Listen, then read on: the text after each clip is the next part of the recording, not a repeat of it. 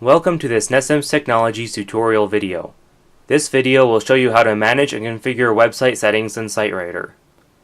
When you log into SiteWriter, you'll see this page. Your websites are listed.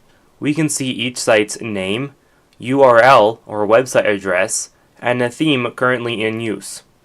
There are also buttons to edit, change settings, and view each website. For this tutorial, let's explore the website settings. The first section, Site Info, allows us to set the website title and URL. The website title shows in the Browser tab and at the top of most pages.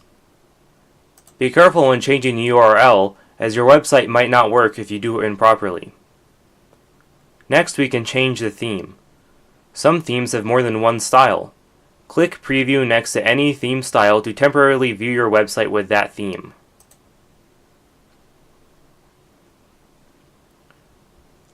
Click on a style to select it if you wish to change your site's theme. Below the theme picker, there are more settings. Your company or organizational information can go here. This information will appear on your website, usually near the bottom of each page. If you have social media accounts, you can paste links to them here. And your website will automatically create buttons to take your website visitors to those pages.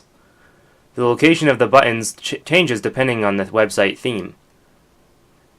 If you do not wish to use the SiteWriter analytics to see who visits your website, you can disable it here. We'll talk about analytics in a separate video. If your website includes a contact form and you wish to receive contact messages to an email address, fill that address in here. All contact messages will also be viewable in the Messages tab up here, regardless of this setting. You can also install third-party analytics or other code by placing it here.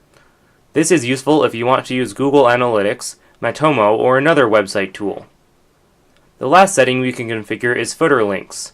You can easily place links at the bottom of your website. Fill in a link title, and then the actual link.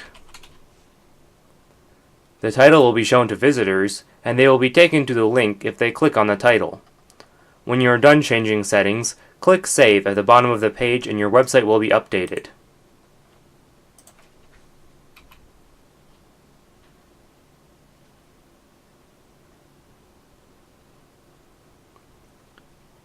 If you followed this tutorial, you have now customized the settings for your website.